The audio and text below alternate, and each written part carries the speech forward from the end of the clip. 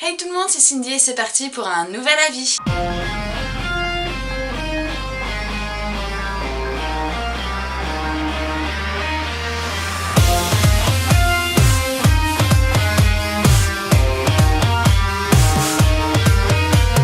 Ça fait un moment qu'on s'était pas vu, je vous avais expliqué dans une vidéo précédente le pourquoi du comment, c'est bon, les vacances sont terminées et je suis de retour avec un film pour ma part le plus attendu de l'année. Et c'est le film Indépendance Résurgence. Donc en grosso modo, Independence Day 2. Ce film a été réalisé par Roland Emmerich, il est sorti le 20 juillet 2016 au cinéma. On va retrouver dedans du coup Liam Hemsworth, on va également retrouver Jeff Goldblum et Bill Pullman. Un casting vraiment pas mauvais, au contraire bien au-delà. Et pour la plupart de ces acteurs, on va en retrouver une plus grosse partie dans Independence Day 1 et les autres, on les aura tous déjà vus un petit peu quelque part dans des films connus ou dans des films un peu moins connus, mais ça restera toujours des acteurs assez connus. Ça fait beaucoup de connus. Donc pour l'histoire, on va continuer sur le 1 mai avec une petite évolution du coup du retour des aliens. Nous avons toujours su qu'ils reviendraient. La Terre est menacée par une catastrophe d'une ampleur inimaginable.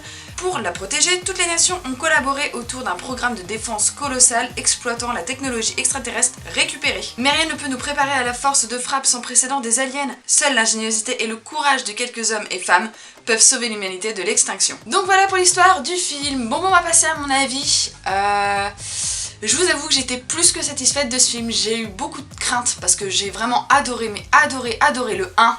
Pour moi c'est genre the film, vous voyez. Et là le 2, il m'a vraiment complété dans ma satisfaction de ce film. Enfin, il était au top avec voilà des effets spéciaux beaucoup plus magiques, avec un casting toujours plus intense, avec une histoire, une bonne continuité. Bon ben oui, il y a toujours ces trucs qui font que c'est un 1 mais refait une nouvelle image, refait avec quelque chose de nouveau et de plus récent. Mais ça reste toujours une suite parce qu'on découvre de nouvelles forces, on découvre une technologie beaucoup plus avancée, on découvre une histoire toujours basique, voilà, c'est les aliens qui viennent envahir la Terre, sauf que là, ils ont quelque chose de concret qui fait qu'on va pouvoir peut-être riposter.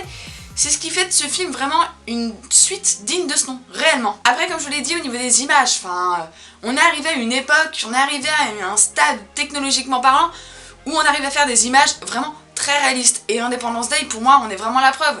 Je dirais pas qu'en Blu-ray, parce qu'en Blu-ray, on voit tous les défauts des films, mais vraiment là, j'étais voir en cinéma, il était vraiment super bien, il était beau, il était captivant, il était magique, voilà, vous le voyez dans ma voix que j'ai été plus que satisfaite de ce film, et pourtant ça fait 2 semaines que j'ai été le voir quoi. Également, comme je vous l'ai dit, il y a le casting, pour moi, reprendre les acteurs du 1, c'était vraiment important, parce que ça fait partie de l'histoire d'Independence Day. S'il y a une suite, je suis pas sûre qu'on les retrouvera tous, parce qu'ils arrivent tous à un âge où peut-être que ça perdra de la crédibilité s'ils font un 3, je ne sais pas du tout, vu la séparation qu'il y a entre le 1 et le 2, mais sur ce, il y a quand même un super bon casting, ça fait chaud au cœur, même si Will Smith n'est pas dedans. Bon c'est pas grave, le film fait avec et ça avance très bien sans lui. Mais ça reste vraiment un bon casting et c'est plaisant de voir un tel jeu d'acteur dans un film qui pour moi compte autant. Et ce que j'ai trouvé sympathique, c'est cette différence d'époque. Dans le 1, ça se passe à peu près à notre époque, des technologies telles que les nôtres, mais dans le 2, on voit vraiment qu'ils ont exploité toutes les technologies que les aliens ont pu emmener sur Terre. Ils ont pas laissé un infime petit morceau de technologie, ils ont vraiment